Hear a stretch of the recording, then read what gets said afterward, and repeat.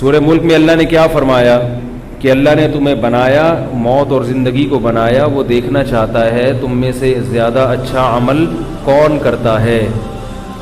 وَهُوَ الْعَزِيزُ الْغَفُورُ، اور وہ زبردست غالب بھی ہے، گناہگاروں کو سزا دے سکتا ہے۔ الغفور، اور جو توبہ کرنے والے ہیں ان کے لیے معاف کرنے والا بھی ہے۔ تو بات پچھلے درس میں اس پر چل رہی تھی کہ اللہ غفور کس کے لیے ہیں؟ توبہ کرنے والوں کے لیے۔ جو آدمی گناہ میں مست ہے یا گناہ پہ گناہ کرتا چلا جا رہا ہے اور یہ نظریہ رکھتا ہے کہ اللہ معاف کر دے گا، یہ شریعت کا قطعاً مطلب نہیں ہے، یاد رکھو۔ یہ گویا شریعت کے ساتھ مذاق اڑا رہا ہے، کیونکہ اللہ تعالیٰ نے اگر گناہ کی ہمیں اجازت دی ہوتی تو یہ جو 1,24,000 پیغمبر کہا جاتا ہے کہ اتنی تعداد میں پیغمبر آئے، ان کے آنے کا مقصد فوت ہو جائے گا۔ پیغمبر جو دنیا میں آتے ہیں ان کے دو مقاصد ہوتے ہیں، ایک لوگوں کے عقیدے کی اصلاح اور دوسرا مقصد لوگوں کے اعمال کی اصلاح۔ بات آ رہی ہے سمجھ میں؟ عقیدہ بھی درست کر دیا جائے ان کا اور عمل بھی درست کر دیا جائے۔ عقیدہ بھی درست کرنا چاہیے اور عمل بھی۔ یہ الگ بات ہے کہ عقیدے کی اہمیت عمل سے زیادہ ہے، لیکن عمل کی اہمیت بھی کم نہیں ہے، کیونکہ قرآن و حدیث سے یہ بات ثابت ہے بہت سے صحیح عقیدے والے لوگ بھی جہنم کی آگ میں جائیں گے۔ بلکہ قرآن و حدیث سے یہ بھی ثابت ہے، صحیح بخاری کی، صحیح مسلم کی حدیث ہے کہ بہت سے نماز پڑھنے والے اور روزہ رکھنے والے بھی جہنم میں جائیں گے۔ نہیں آ رہی میرا خیال ہے بات؟ یعنی صرف نماز کا پڑھ لینا بھی کافی نہیں ہے۔ آج لوگوں نے عمل کو بہت ہلکا سمجھ لیا ہے، ہلکا سمجھ لیا۔ کوئی کر لے ٹھیک ہے، نہیں کرے کہتے ہیں اللہ معاف کرنے والا ہے یار، اور عقیدے کا تو حساب ہی الگ ہے۔ تو عقیدے کو ٹھیک کرنا آسان ہے، عقیدہ نام ہے نظریات کا۔ آپ دل میں صحیح عقیدہ رکھ لیں اور زبان سے اس کا اقرار کر لیں تو عقیدہ صحیح ہوگی۔ وہ گنے چنے عقائد ہیں، تقدیر پر ایمان ہے، اللہ کی ذات وحدانیت پر ایمان ہے، وہ جو جس پر بیان ہوتا رہتا ہے۔ آگے مسلمان کے لیے جو بڑا مسئلہ ہے وہ کیا ہے؟ عمل ہے، عمل میں ڈنڈی مار لیتا ہے۔ اور جو لوگ دین کی طرف آتے ہیں وہ فرقہ واریت میں پڑ جاتے ہیں، چھوٹے چھوٹے مسائل میں وہ اس کو عمل سمجھنے لگتے ہیں کہ رفع الیدین کرنا ہے نہیں کرنا، زور سے آمین، حالانکہ یہ تو صحابہ میں اختلاف تھا۔ تو عمل کا مطلب کیا ہے اس کو خوب سمجھیں۔ کبیرہ گناہوں سے اجتناب اور فرائض اور واجبات کی پابندی۔ ایک کبیرہ گناہ بھی اگر زندگی میں ہے تو معاملہ بہت خطرناک ہے۔ آپ یہ نہیں کہہ سکتے کہ میں جہنم میں نہیں جاؤں گا، نہیں کہہ سکتے آپ، کیونکہ ایک بھی کبیرہ گناہ ہے تو حدیث سے پتہ چلتا ہے کہ بعض دفعہ ایک کبیرہ گناہ پر اللہ نے جہنم کی نظر کیا ہے۔ یہ بات احادیث سے ثابت ہے۔ تو ہم وہ حدیثیں تو لے رہے ہیں جس میں بار بار ہے اللہ غفور الرحیم ہے، وہ حدیثیں نہیں لے رہے جس میں اللہ کے رسول نے فرمایا کہ کبیرہ گناہ کی بنیاد پہ جہنم میں ڈالا گیا۔ آپ صلی اللہ علیہ وسلم کا ذکر آپ صلی اللہ علیہ وسلم کا گزر دو قبروں کے پاس سے ہوا۔ آپ صلی اللہ علیہ وسلم نے ارشاد فرمایا کہ ان دونوں کو عذاب قبر ہو رہا ہے۔ آپ بتاؤ عذاب قبر کیا معمولی چیز ہے؟ برزخ کا عذاب تو بہت سخت ہے، آگ کا عذاب ہے۔ ان دونوں کو عذاب قبر ہو رہا ہے، اور فرمایا وما يعذبان من کبیر، کوئی ایسی بڑی چیز نہیں ہے جس کی بنیاد پر ان کو عذاب ہو رہا ہے۔ الا وہما کبیران او کما قال صلی اللہ علیہ وسلم، فرمایا لیکن وہ حقیقت میں کیا ہیں؟ وہ کبیرہ ہیں۔ کیا مطلب؟ یہ ایسا گناہ کیا کرتے تھے جو کبیرہ تھا، تبھی تو عذاب ہو رہا ہے نا، صغیرہ پہ عذاب نہیں ہوتا، کبیرہ پہ عذاب ہوتا ہے۔ فرمایا لیکن عرف میں اس کو کبیرہ سمجھا نہیں جاتا، اس جرم کو ہلکا سمجھا جاتا ہے۔ پتہ یہ چلا کبیرہ گناہ وہ ہے جس کو شریعت نے کبیرہ قرار دیا۔ ہمارے کہنے سے نہیں ہوتا کہ یار داڑھی کٹانے سے کیا ہوتا ہے. لوگ کہہ دیتے ہیں داڑھی تو ایک انسان کے جذبات ہیں, رکھ لے ٹھیک ہے, نہیں رکھے تو بھی ٹھیک ہے. نا نا نا نا نہیں رکھے تو ٹھیک نہیں ہے, یہ ذہن میں نہیں رکھے تو ٹھیک نہیں ہے, فطرت کی مخالفت ہے. ہاں یہ الگ بات ہے کہ علماء ممبر پہ زیادہ اس کو اس لیے فوکس نہیں کرتے کہ بھائی جو علماء کا کردار ہے نا وہ صرف مسئلہ بتانا نہیں ہے, وہ معاشرے کی اصلاح بھی ہے. تو وہ کہتے ہیں اصلاح کا ایسا طریقہ اختیار کرنا مناسب نہیں ہے کہ جس میں مایوسی ہو جائے اور انسان شریعت سے اور بھی دور ہو جائے. وہ کہ یار جب میں اتنا بڑا گناہ کر رہا ہوں تو 2-4 اور ہی کر لو. تو وہ تو ظاہر ہے, کوئی دیکھو کوئی کینسر کا مریض ہوتا ہے نا, کینسر کا مریض, اور جس کے بارے میں پتا ہو کہ یہ 6 مہینے میں مر جائے گا, تو جو اچھے ڈاکٹر ہوتے ہیں نا وہ اس کو بتاتے نہیں ہیں. اچھے ڈاکٹر اس کو بتاتے نہیں, حالانکہ ان کو پتا ہوتا ہے کہ 6 مہینے بعد یہ مر جائے گا. ڈاکٹر کیوں نہیں بتاتے؟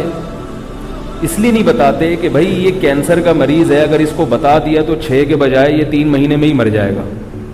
کیا خیال ہے بھائی, 6 کے بجائے کتنے مہینے میں مر جائے گا؟ 3 کیا, یہ تو 1 مہینے. جب آپ کو پتا چل جائے کہ 6 مہینے بعد آپ نے مرنا ہے تو ٹینشن سے ہی مر جاؤ گے. تو علماء بعض مسائل اس لیے نہیں بتاتے آپ کی خیر خواہی کے لیے, خیر خواہی کے لیے, کیونکہ اب داڑھی کاٹنا ایک کامن جرم بن چکا ہے, ایک ایسا جرم بن چکا ہے جو سبھی کر رہے ہیں. علماء کہتے ہیں اگر ہم یہ بتائیں بار بار کہ کبیرہ ہے کبیرہ ہے, تو نتیجہ کیا نکلے گا؟ وہ داڑھی تو نہیں رکھیں گے, نماز بھی چھوڑ دیں گے کہ یار جب یہ اتنا بڑا جرم ہم کر ہی رہے ہیں تو 2-4 اور ہی صحیح. تو یہ مصلحت کے خلاف ہوتا ہے. اس لیے میں بھی کہتا ہوں, جب بھی داڑھی پر بات کرتا ہوں بولتا ہوں بھائی رکھ لو, نہیں رکھتے تو کم از کم نماز نہ چھوڑو. کہیں ایسا نہ ہو کہ یہ کہہ لو کہ یار ہم تو ویسے ہی گناہ گار ہیں, نماز پڑھنے کا کیا فائدہ. تو چلو آہستہ آہستہ آ جاؤ, پورے ایک دم سے نہیں آ سکتے, تھوڑے تھوڑے کر کے آ جاؤ, کیونکہ جو آنا چاہتا ہے اس کے لیے اللہ کی رحمت کے دروازے کھلے ہوئے ہیں. تو ہمت کر کے آ جاؤ اس لائن کی طرف, شریعت کی طرف, پورے اسلام میں داخل ہو جاؤ. داخل نہیں ہوا جا رہا تو تھوڑے تھوڑے کر کے آ جاؤ بھائی, تھوڑے تھوڑے کر کے آ جاؤ. دیکھو ایئر کنڈیشن میں آپ بیٹھے ہوئے ہو, اے سی روم میں بیٹھے ہوئے ہو, گاڑی میں گلگت میں تھا ایک مرتبہ, تو گلگت میں مائنس میں ٹیمپریچر جاتا ہے بعض وقت. گلگت کا ایک گاؤں ہے دھاریل, وہاں میں نے کچھ ٹائم گزارا ہے. تو ہم کہیں نکلے سفر پہ گلگت شہر کی طرف, وہاں سے گلگت شہر کا 4-5 گھنٹے کا راستہ ہوگا. تو گلگت شہر میں بیٹھے تو گاڑی میں ہیٹر, اب گرم گرم بڑے آرام سے گئے اور گرم گرم آ گئے. رات 1 یا 2 بجے ہم اپنے گاؤں, جو ہمارے میزبان کا گاؤں تھا, وہاں پہنچے. وہ بہت ہائٹ پر ہے, یعنی مری بھی اس کے کچھ بھی نہیں ہے, مری کی کوئی حیثیت نہیں, اتنی ہائٹ پر ہے, کئی 1000 فٹ کی بلندی پر ہے, اور اتنی خوبصورت جگہ ہے کہ زندگی میں نہیں میں نے دیکھی ہوگی ایسی جگہ. وہ آپ کو یوٹیوب پہ بھی نظر نہیں آئے گی. پاکستان کو میں ایسی اللہ نے جگہ بنائی ہے کہ آئرلینڈ وائرلینڈ آپ بھول جاؤ گے, سوئٹزرلینڈ بھول جاؤ گے آپ. چاروں طرف سے پہاڑوں سے چشمے اور بہتے ہوئے اتنے خوبصورت شیشے کی طرح, اور بل کھاتی آبشاریں, لیکن سردی بہت. اب کیا ہوا ہے کہ گاڑی میں ہیٹر, ہم 5-6 گھنٹے سے ہیٹر میں بیٹھے ہوئے. تو انہوں نے کہا اب نکلتے ہیں, اب جاتے ہیں گھر کی طرف پیدل. اب جیسے ہی باہر نکلے ہیں وہ ٹیمپریچر ایک دم چینج. تو وہ ایک دم ہم دونوں پر ایسی کپاہٹ تاری ہوئی ہے کہ بس الامان والا لگ رہا تھا ابھی مر جائیں گے. میں نے پھر کیا کیا, بھاگنا شروع کیا کہ بھئی بھاگنے سے تھوڑا سا گرم ہو جاتا ہے نا جسم. تو وہ اتنی حالت خراب ہو گئی تھی ہماری, حالانکہ ہم صبح شام اسی گاؤں میں رہ رہے تھے, کچھ بھی نہیں ہوتا تھا, ہمیں کچھ بھی نہیں ہو رہا تھا. لیکن جب 6-7 گھنٹے ہم ہیٹر میں بیٹھے ہیں, اس کے بعد جب نکلے تو باڈی نے اس ماحول کو قبول نہیں, ایسے کانپ رہے تھے جیسے پتہ نہیں مر جائیں گے ابھی. تو میں نے کہا بھاگو بھائی, اس سے پہلے کہ ہم یہاں گریں یا کچھ نمونیا ہو جائے یا الکمونیا ہو جائے, ٹھیک ہے نا, چکن پونیا ہو جائے, نکلو یہاں سے. ہم بھاگے ہیں تو جاتے ہی گھر کے اندر گھسے ہیں اور آگ جل رہی تھی, اس آگ کے قریب جا کے بیٹھے ہیں تو طبیعت سیٹ ہوئی. پھر تھوڑا تھوڑا آگ سے ہٹتے تھے, تو ہوتے ہوتے پھر آہستہ آہستہ اسی ماحول کے عادی ہو گئے. پھر صبح گھوم رہے ہیں بغیر جیکٹ کے, مزے سے گھوم رہے ہیں, پھر رہے ہیں, حالانکہ سردی تھی مگر نہیں لگ رہی تھی. وہی منظر رات کو تھا تو کتنی لگ رہی تھی. کیا اب میں جو اصل میں بتانا چاہ رہا ہوں تو کیا سنانا چاہ رہا ہوں کہ جیسے ایک دم گرمی سے ایک دم سردی میں آئے گا تو بعض دفعہ افورڈ نہیں کر پاتا, تو ایسے ہی بالکل گناہوں کی زندگی میں مست ہے. اب ایک دم ہم آپ کو بتا دیں کہ داڑھی کاٹنا بھی کبیرہ گناہ, تو یہ بھی کبیرہ گناہ, تو وہ بھی کبیرہ گناہ, تو آدمی کہتا ہے یار میں ایک دم آؤں گا, ایک دم مولوی بن جاؤں گا تو کانپنے لگوں گا اندر سے, جو ہے نا میں, میری روح کیا ہو جائے گی, کانپنے لگی, لوگ بھی تانا دیں گے. تو بعض دفعہ برداشت نہیں ہو پاتا, جب برداشت نہیں ہوتا تو ریئیکشن ہو جاتا ہے, اور ریئیکشن ایسا ہوتا ہے کہ ایسا ریورس گیئر لگتا ہے کہ جتنا نیک پہلے تھا نا اس سے بھی 2 ہاتھ برائی میں, جتنا برا پہلے تھا تو 2 ہاتھ برائی میں اس سے بھی آگے نکل جاتا ہے, اس سے بھی آگے نکل جاتا ہے 2 ہاتھ برائی میں, لاشعوری خوف بیٹھ جاتا ہے. تو علماء اس لیے جو بینک میں لوگ جاب کرتے ہیں سودی, ان کو کہتے ہیں بھائی چھوڑ دو, ہمت کی بات تو یہی ہے کہ چھوڑ دو اگر برداشت کر سکتے ہو. اب دیکھو برداشت کی بات یہ تھی, ہم گرمی سے نکلے ہیٹر سے, اور نکل کے جب سردی لگی تو بھاگنا شروع کر دو, لڑو نا اس سے, فائٹ کرو, لڑتے بھاگتے تھوڑی دیر میں سیٹ ہو جاتی ہے نا باڈی. اور اگر دوبارہ جا کے ہیٹر میں بیٹھ جاتے کہ نہیں بھی نہیں نکلا جا رہا, پہلے ایک ٹانگ نکالتے ہیں, ٹھیک ہے, وہی پہلے ٹانگ کو آدھی بناؤ باہر کے ٹیمپریچر پہ, پھر ایک انگلی نکالتے ہیں, تو 6 مہینے لگ جاتے. گاڑی سے آدھے نکلے ہوتے 6 مہینے بعد بھی, اور آدھے ابھی گاڑی کے اندر ہی ہوتے. تو بھائی اب معاشرے سے لڑو, ماحول سے لڑو, نکلو, ایکسرسائز کرو, بھاگو دوڑو, خون کو گرم کرو, آدھا 1 گھنٹہ لگے گا اور معاملہ کیا ہو جائے گا, سیٹ ہو جائے گا. لیکن ہر ایک میں اتنی ہمت ہوتی نہیں ہے. ہمت کا کام تو یہ ہے کہ ادھر پلٹا کھاؤ, ادھر توبہ کرو, اور سب پرانی زندگی کو ایک دم سے ختم کر دو. اور ایسے لوگ ہمت والے بھی الحمدللہ معاشرے میں بہت ہیں. فضیل ابن عیاض رحمہ اللہ تعالی, جو عبداللہ ابن المبارک رحمہ اللہ تعالی, بہت بڑے محدث گزرے عبداللہ ابن مبارک, امام ابو حنیفہ کے شاگرد تھے. ان کے دوستوں میں سے تھے فضیل ابن عیاض. یہ تھے عابد الحرمین کہا جاتا تھا ان کو. حرم میں ہر وقت عبادت میں لگے رہتے تھے, ہر وقت عبادت. لوگ ان سے جا کے دعائیں کرواتے. اس زمانے کے بزرگ کیسے ہوں گے, تابعین, تبع تابعین کا دور, آپ اندازہ لگاؤ کیسے لوگ ہوں گے اس زمانے کے. بہت اللہ والے بزرگ تھے, بہت اللہ والے. یہ بنے کیسے بزرگ, یہ ڈاکو تھے, شرابی تھے, لڑکیوں کے ناچ دیکھتے تھے باندیوں کے, ان ایکٹیویٹیز میں ان کا وقت گزر رہا تھا. شراب بھی, عورت بھی, اور موسیقی بھی. اب مختلف روایات میں مختلف واقعات ملتے ہیں. بعض روایات میں ہے کہ باجے سے آواز آنا شروع ہوئی, بعض روایات میں سے کہ آسمان سے غیبی آواز آئی. ان کے بارے میں کہا جاتا ہے کہ یہ کہیں زنا کرنے کے ارادے سے یا کسی اور ارادے سے نکلے ہیں, تو جب دیوار پہ چڑھے ہیں نا, دیوار پھلانگنے کے لیے, تو آواز آئی غیب سے, یا انہوں نے باجا بجانا شروع کیا اپنا موسیقی کا. تو اس موسیقی کے وہ جو ہوتے ہیں نا, یہ آج کل نوجوان نہیں ہوتے, بیٹھے ہوئے ہوتے ہیں, ٹنگ ٹنگ بجا رہے ہوتے ہیں بیٹھ کے, تو گٹار, ہاں گٹار بجا رہے ہوتے ہیں. وہ مجھے اس سے یاد ہے جنید جمشید کا گٹار, ایک میرا بیان ہے اس موضوع پر. تو وہ بجانا شروع کیا تو اندر سے آواز کیا آئی ہے, الم یأن للذین آمنوا ان تخشع قلوبهم لذکر اللہ وما نزل من الحق. سورہ حدید کی آیات ہیں. کیا ایمان والوں کے لیے اب تک وقت نہیں آیا کہ ان کے دل اللہ کی یاد سے ڈر جائیں, اور اللہ نے جو کتاب نازل کی ہے اس کے لیے دل نرم پڑ جائیں. کب تک عیاشی میں رہو گے؟ اللہ اس آیت میں اہل ایمان کو خطاب کر رہے ہیں کہ کب تک گناہوں میں پڑے رہو گے, کیا مرنا نہیں ہے, مرنا نہیں ہے. اور آگے دھمکی دی کہ اگر تم نے توبہ نہیں کی اور انہی گناہوں میں مست رہے تو تمہارے دل ایسے سخت کر دوں گا جیسے یہود و نصارہ کے دل سخت کر دیے میں نے. انہیں توبہ کی توفیق نہیں ملتی. کیسے مست ہو گئے یہود و نصارہ. وہ صرف زنا نہیں کرتے, زنا کی بدترین شکلیں ان کے معاشرے میں رائج ہیں, بدترین شکلیں. ہمارے یہاں کا ایک نوجوان عیاشی کرنے جو جاتا ہے نا, وہ بھی تنگ آ جاتا ہے ان سے. میرے پاس تو ہر قسم کے لوگوں کی کالز آتی ہیں.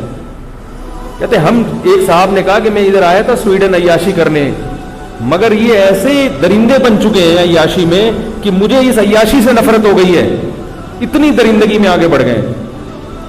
تو اللہ اہل ایمان سے ان آیات میں خطاب فرما رہے ہیں کہ اگر تم نے توبہ نہیں کی تمہیں ڈرنا چاہیے کہ تمہارے دل ایسے سخت کر دوں گا جیسے یہود و نصارہ کے دل میں نے سخت کر دیا. اب ان میں مذہب نہیں گھستا, ہر چیز پہ تحقیق کریں گے, مگر جہاں اللہ کی بات آئے گی, دین کی بات آئے گی, سننے کو تیار نہیں.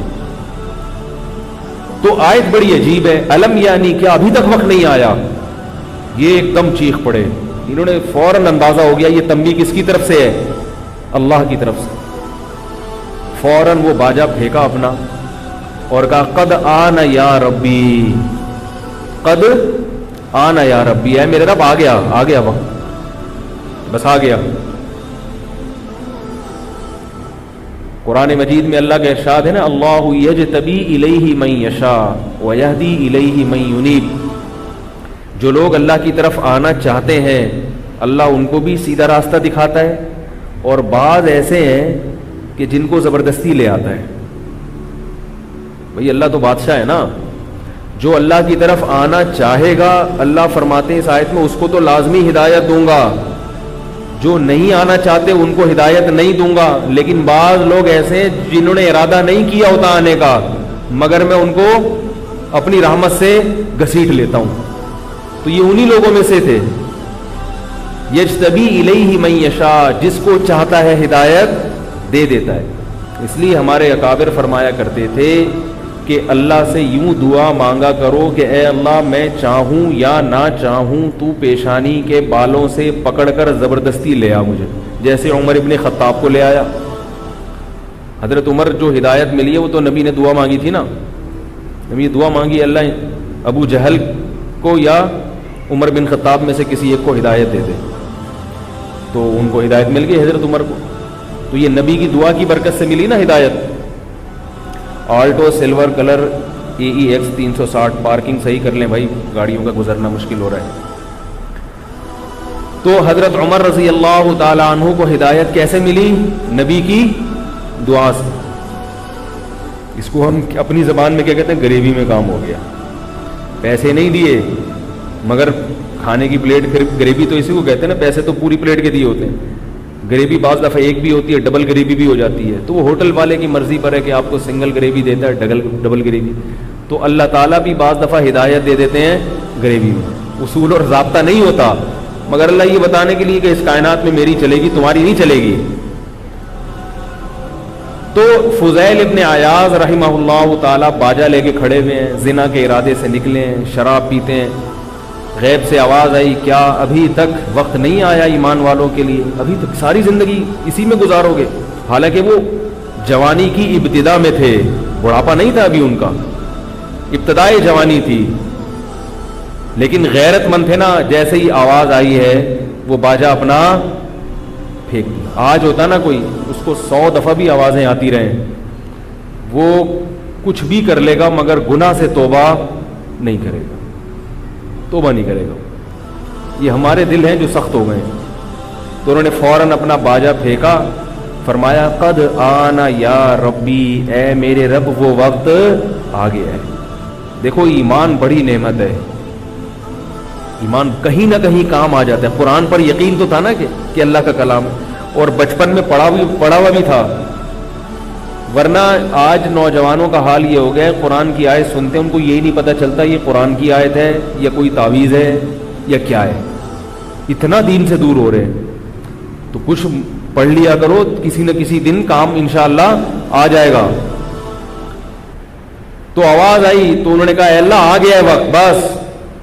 تو یہ وہ تھے جو فوراً ہیٹر سے نکل کے مائنس کے ٹیمپریچر میں آ گئے اور کود پڑے, بس دیکھی جائے گی.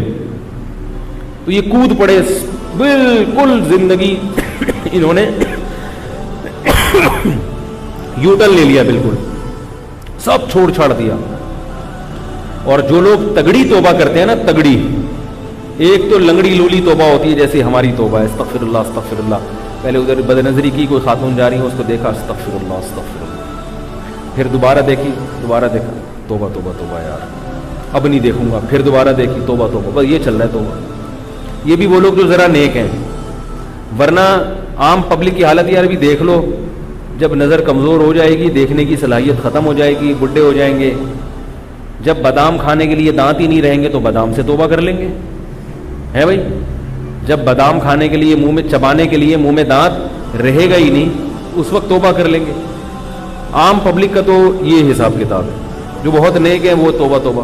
وہ میں بتاتا ہوں نا ایک واقعہ، کچھ لوگ حج کر کے آئے، پہلے بڑے بدماش تھے، تو جب حج کر کے آئے تو ان کو خیال ہوا کہ یار اب تھوڑے دن تک تو کم از کم تمیز سے رہنا چاہیے نا، تو واپسی پہ بس میں آ رہے تھے، ایئرپورٹ پہ اترے ہوں گے، بس میں آ رہے تھے، تو ان کے جو امیر تھا انہوں نے کہا بھائی دیکھو جیسے ہی کسی کو کوئی عورت نظر آئے، لڑکی نظر آئے تو استغفار پڑھنا۔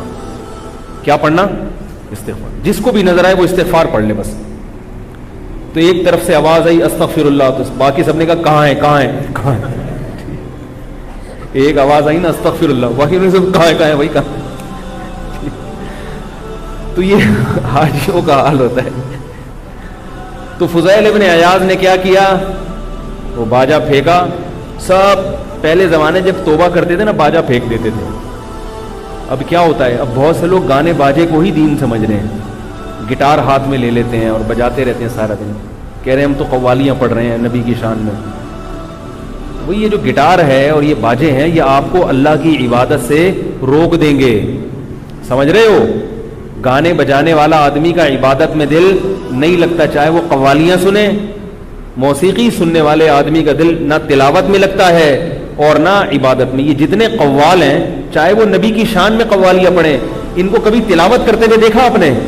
کبھی قاری کی قراءت سنتے ہوئے دیکھا آپ نے؟ ان کو تلاوت سننے میں مزہ نہیں آتا، ان کو تلاوت کرنے میں مزہ نہیں آتا، ان کو ذکر کرنے میں مزہ نہیں آتا۔ یہ موسیقی کے دھدی ہوتے ہیں، ان کو موسیقی چاہیے، تو وہ موسیقی کبھی نعت کی شکل میں ان کو مل جاتی ہے، کبھی قوالی کی جو نعتیں جو موسیقی والی آ رہی ہیں۔ تو یو ٹرن لیا انہوں نے، توبہ کر لی فضیل ابن عیاض نے۔ اور میں عرض کر رہا تھا کہ جب توبہ تگڑی ہوتی ہے نا، تگڑی، تو پھر یہ جذبہ پیدا ہوتا ہے کہ میری جو ماضی کی زندگی خراب گزری ہے، ٹھیک ہے اللہ نے معاف تو کر دیا، مگر اس میں میں جو لوگوں سے پیچھے رہ گیا تو میں اس کی تلافی کروں گا، اب لوگوں سے آگے نکلوں گا۔ مثال کے طور پر دیکھو، ایک آدمی کو دولت کمانے کا موقع ملا، اس کے ساتھ کے دوست بھی تھے، اب اس نے 5-6 سال تک نہیں کمائی، بیٹھا رہا سست بن کے، اس کے دوستوں نے 5-6 سال میں کما کے کروڑپتی بن گئے۔ اب یہ کشکول لے کے ان کے گھر پہ جاتا ہے، اب اس کو خیال پیدا ہوگا نا یار مجھے بھی موقع ملا تھا، جو چانس ان کو ملا، میں نے محنت نہیں کی انہوں نے کر لی، اب میں بھی کماؤں گا۔ لیکن اب جب یہ کمائے گا غربت تو دور ہو جائے گی، مگر ان سے آگے نکل سکتا ہے جو اس سے پہلے کمانے والے ہیں؟ نہیں یاری میرا خیال ہے بھائی، یہ آج کمانا شروع کرے گا، وہ پہلے سے کما رہے ہیں، ٹھیک ہے غربت ختم ہو جائے گی، مگر اب ان سے تو ہمیشہ کے لیے پیچھے رہ گیا۔ تو اگر یہ مخلص ہوگا نا دولت کمانے میں، اب یہ کہے گا میں ان سے ڈبل محنت کروں گا کہ 5 سال جو میں نے سستی میں گزارے اس کی بھی تلافی ہوگی، اور اگر واقعی پیسہ کمانے میں یہ سچا ہوگا، مخلص ہوگا۔ تو اسی طرح یاد رکھو کہ جو جنت کا عاشق ہوتا ہے، جو اللہ کی رضا کا عاشق ہوتا ہے، اگر وہ دیر سے توبہ کرے، اس کو پتا ہے کہ توبہ تو قبول ہوتی ہے اللہ کی طرف سے، گناہ تو معاف ہو گیا، لیکن آپ پیچھے تو رہ گئے نا۔ جو آدمی ابتدائی جوانی سے اللہ کی عبادت میں لگا ہوا ہے، نیک اعمال میں لگا ہوا ہے، اور جو 40 سال کی عمر میں آ رہا ہے، دونوں میں فرق ہوگا کہ نہیں ہوگا؟ جو 50 سال میں آ رہا ہے، جو 60 سال میں آ رہا ہے، توبہ تو 99 سال میں بھی قبول ہے، مگر جو 99 سال میں آ رہا ہے وہ اس شخص کے برابر نہیں ہو سکتا جس نے 99 سال اللہ کی عبادت کی ہو اور گناہوں سے بچا ہو۔ یہ حسرت تو ہوگی نا۔ اور یہ صحابہ میں بھی فرق تھا۔ حضرت عمر رضی اللہ تعالی عنہ کا دربار تھا، کیسا سادہ دربار ہوتا تھا ان کا۔ ان سے ملاقات کے لیے حضرت ابو سفیان آئے، اور ایک اور صحابی تھے غالباً جہم رضی اللہ تعالی عنہ، ان کا پورا نام اس وقت ذہن میں نہیں آ رہا، جہم ابن صفوان نام تھا یا کیا تھا۔ تو یہ بھی سردار تھے اپنی قوم کے۔ یہ 2 سردار آئے ملنے کے لیے، اور ایک تیسرے بلال حبشی۔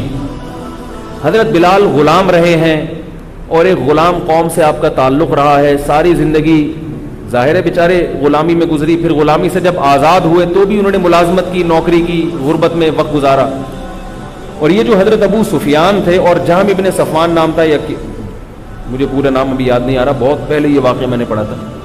تو یہ دونوں صحابی تھے سردار عرب کے قریش کے، لیکن یہ دونوں بہت بعد میں ایمان لائے تھے، فتح مکہ کے بعد ایمان لائے ہیں، اور بلال حبشی ہجرت سے پہلے ایمان لائے ہیں، جب ایمان لانا بڑا مشکل تھا، گرم ریتوں پہ لٹایا جاتا تھا۔ فتح مکہ کے بعد تو ایمان لانا آسان ہو گیا نا، ایمان والوں کو عزت دے دی اللہ نے، اب تو جو کافر ہے اس کی عزت نہیں تھی، ایمان والوں کی عزت تھی۔ تو حضرت بلال حبشی رضی اللہ تعالی عنہ بھی آئے، ابو سفیان بھی، اور تیسرے صحابی بھی۔ تو حضرت عمر رضی اللہ تعالی عنہ نے کہ خادم نے آ کے بتایا کہ 3 آدمی ملنے کے لیے آئے ہیں، یہ اور یہ۔ حضرت عمر نے سب سے پہلے بلال رضی اللہ عنہ کو بلایا، سب سے پہلے کس کو بلایا؟ حضرت ابو سفیان کو غصہ آیا، انہوں نے کہا کہ عجیب زمانہ آ گیا ہے کہ غلاموں کو سرداروں پہ ترجیح دی جا رہی، ہم عرب کے قریش کے اونچے لوگ ہیں اور بلال غلام ہیں، وہ پہلے چلے گئے، ہم بعد میں، کیسا زمانہ؟ تو ان دوسرے صحابی نے حضرت سفیان سے کہا کہ اے ابو سفیان، جب اسلام کمزور تھا تو بلال نے محمد صلی اللہ علیہ وسلم کا ساتھ دیا اور ہم نے محمد صلی اللہ علیہ وسلم کی مخالفت کی، اور جب اسلام کو اللہ نے عزت دی تو ہم محمد صلی اللہ علیہ وسلم کے اس وقت ساتھی بنے، اور بھی بہت ساری باتیں کی انہوں نے۔ تو کہا کہ اب یہ مت سوچو، یہ جو الفاظ ہیں نا یہ ہے اصل سمجھنے کی، اب یہ دیکھو کہ دنیا میں اللہ نے بلال کو یہ ہم پہ عزت دے دی ہے، آخرت میں بھی ہوگی یہ، اور آخرت کی عزت دنیا سے بہت زیادہ ہے۔ اب اس کی فکر کرو کہ ہم سے جو ماضی میں غلطیاں ہوئی ہیں، ہم نے محمد صلی اللہ علیہ وسلم کی جو ساری زندگی مخالفت کی اور اس وقت نبی کا ساتھ نہیں دیا، اب اس جرم کی اور اس غلطی کی تلافی کی کوشش کرو تاکہ قیامت میں اتنا فرق نہ ہو ہمارے اور بلال کے درمیان۔ نہیں یاری میرا خیال ہے بات، دنیا میں یہ ذلت برداشت نہیں ہو رہی تو آخرت میں کیسے ہوگی؟ لہذا اب کچھ ایسا کرو، اسلام کے لیے ایسا کرو کہ جو ہم سے ماضی میں کوتاہیاں ہوئی ہیں ان کی کیا ہو جائے؟ تلافی۔ دیکھو اتنے سے واقعے سے سبق حاصل ہو گیا نا ان کو۔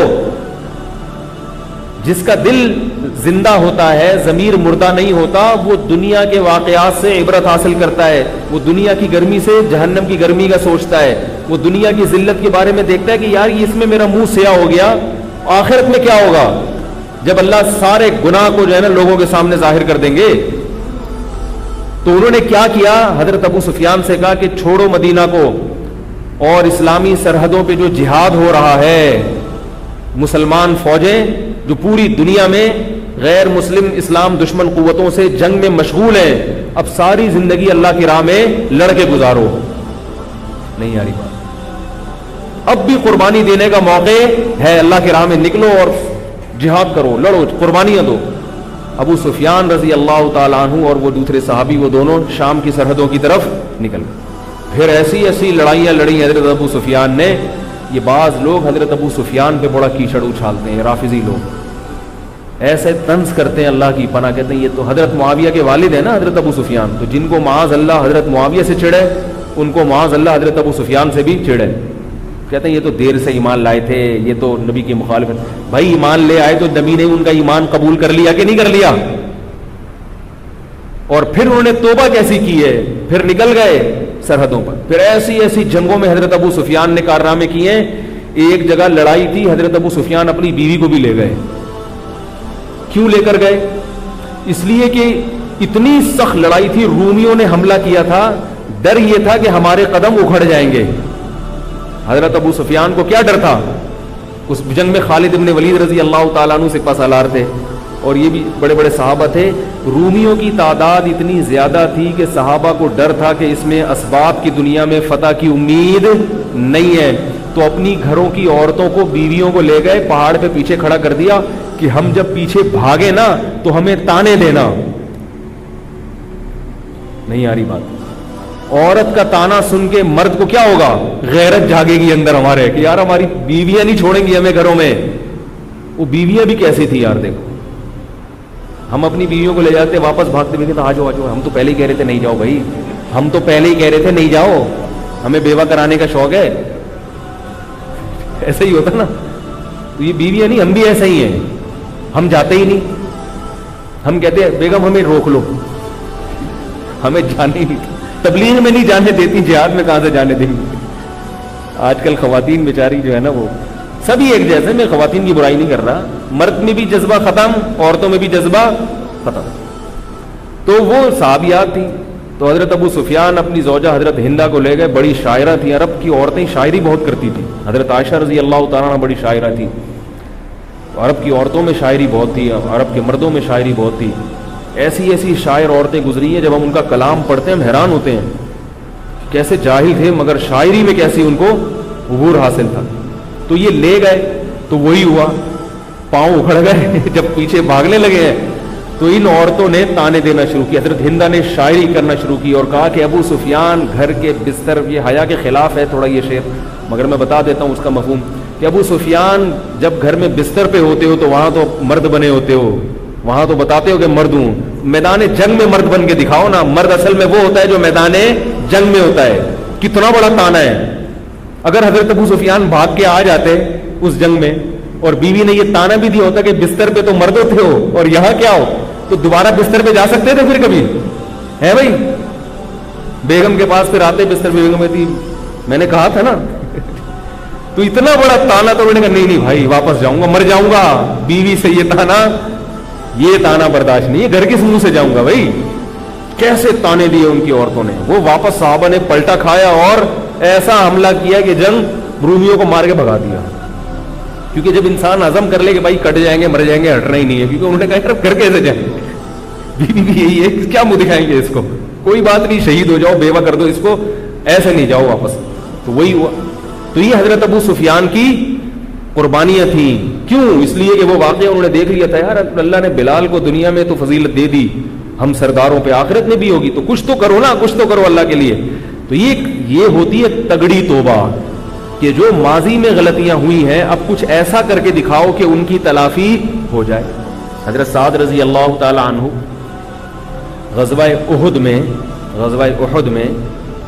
غزوہ بدر میں صحابی جو ہے نا حضرت سعد شریک نہیں ہو سکے. اب غزوہ بدر میں مسلمانوں نے بڑی قربانیاں دی. تو غزوہ احد کا جب موقع آیا تو انہوں نے کہا کہ اے اللہ میں بدر میں شریک نہیں ہو سکا تھا، اگر تو نے مجھے دوبارہ جہاد میں شرکت کا موقع دیا لا یرین اللہ ما اصنع، اے اللہ تو دیکھے گا میں کیا کر کے دکھاتا ہوں. یہ ایک جذبہ تھا، یہ کوئی دعویٰ نہیں تھا. اور ایک روایت میں لیرین اللہ ما اصنع، اللہ دکھائے گا انشاءاللہ میں کیا کرتا ہوں. کیونکہ ان کو یہ افسوس تھا کہ میں بدر میں شریک نہیں ہوا، بدری صحابہ میں میرا نام نہیں آیا. وہ اتنا جو اس میں شریک تھے وہ تو ہم سے آگے نکل گئے، اب میں کیا کروں. تو وہ یہ نہیں، وہ یہ سوچ سکتے تھے چلو میں احد میں شریک ہو جاؤں گا. ان کو خیال یہ تھا جیسے میں احد میں شریک ہوں گا تو بدر والے بھی تو احد میں شریک ہوں گے نا. تو وہ تو آگے نکل گئے بھائی ہم سے، وہ دو جنگوں میں شریک ہو گئے اور میں ایک میں. تو انہوں نے کہا میں ایک میں شریک ہو رہا ہوں لیکن یہ ایک ایسی لڑوں گا کہ وہ دو کے برابر ہو جائے گی، ایسی لڑوں گا. نتیجہ کیا نکلا ہے؟ احد میں شکست ہوئی مسلمانوں کو. جب شکست ہوئی تو اب یقین ہو گیا کہ جو اس کافروں کے مجمع میں جائے گا اس کی موت یقینی. تو سعد رضی اللہ تعالیٰ عنہ نے کیا کہا؟ کھجوریں کھاتے ہوئے پھینک دی اور کہا کہ میں نے اللہ سے منت مانی تھی کہ میں وہ اللہ کو وہ کر کے دکھاؤں گا کہ اللہ بھی دیکھے گا. اور جا کے تلوار لے کر دشمن کے مجمع میں گھسے ہیں، اتنا لڑے ہیں بہادری سے، اور اتنی تلواروں کی چوٹیں کھائی ہیں، لڑتے لڑتے شہید ہو گئے. یہ حال کر دیا دشمن نے ان کو قتل کر کے، تلواریں چلا چلا کے، کہ ان کو پہچاننا ممکن نہیں تھا. چہرہ مسخ ہو گیا ان کا. ان کی بہن نے انگلیوں کے پورے سے پہچانا ہے ان کو. کس سے پہچانا ہے؟ انگوٹھے سے. جیسے شکل سمجھ میں نہیں آ رہی ہوتی تو کس سے؟ اور کہتے ہیں 90 سے زیادہ زخم تھے تلوار کے. اس پر قرآن مجید کی آیات نازل ہوئی. فرمایا من المؤمنین رجال صدقوا ما عاہدوا اللہ علیہ، مومنین میں کچھ ایسے لوگ بھی ہیں کہ جب اللہ سے کوئی عہد کرتے ہیں تو اسے پورا کر کے دکھاتے ہیں.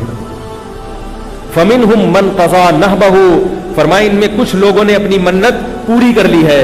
ومنہم من ینتظر، اور کچھ ایسے ہیں جو بھی انتظار میں بیٹھے ہیں. اس میں اللہ نے بتا دی اور بھی کچھ صحابہ ہیں جو انتظار میں ہیں کہ اللہ بدر میں شریک نہیں ہوئے، ہمیں موقع دے ہم کر کے دکھائیں گے قربانی. تو اللہ فرماتے ہیں کچھ ابھی انتظار کر رہے ہیں، وہ بھی کریں گے پوری. اور کچھ اپنی نظر پوری کر چکے ہیں. تو فضیل ابن عیاض نے جو توبہ کی وہ کیسی تھی؟ یو ٹرن لے لیا, اور یو ٹرن بھی لیا, اور یہ بھی کہ بھائی ماضی میں جو کوتاہیاں ہوئی ہیں نا ان کی بھی تلافی کروں گا. تو اب تلافی کیسے ہوگی؟ بیت اللہ میں جا کے اللہ کی عبادت شروع کر دی. اتنی عبادت کیا کرتے تھے کہ ان کا لقب پڑ گیا, نام سے لوگ نہیں جانتے ان کو, عابد الحرمین. کوئی کہتا ہے نا بھائی کہاں ہے بھائی وہ حرمین میں جو بندہ ہے نا عبادت کرتا ہے وہ. آج لوگ حرمین جاتے ہیں, عبادت کے علاوہ سب کچھ کرتے ہیں. ایک آدھ دفعہ طواف کر لیں گے تھوڑا سا یوں گھوم کے.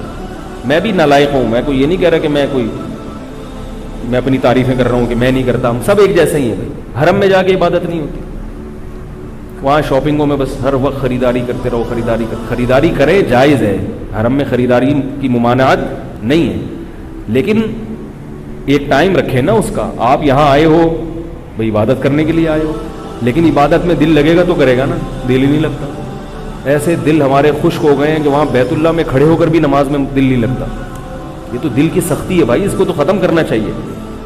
تو اور یہ ختم پتہ کیسے ہوتی؟ جس کام کا دل نہیں چاہ رہا ہو نا اس کو کرنا شروع کر دو تو دل چاہنا شروع ہو جائے گا انشاءاللہ. تو یہ والی تو اصل خاندانی توبہ ہے, تگڑی توبہ, یہ ہونی چاہیے.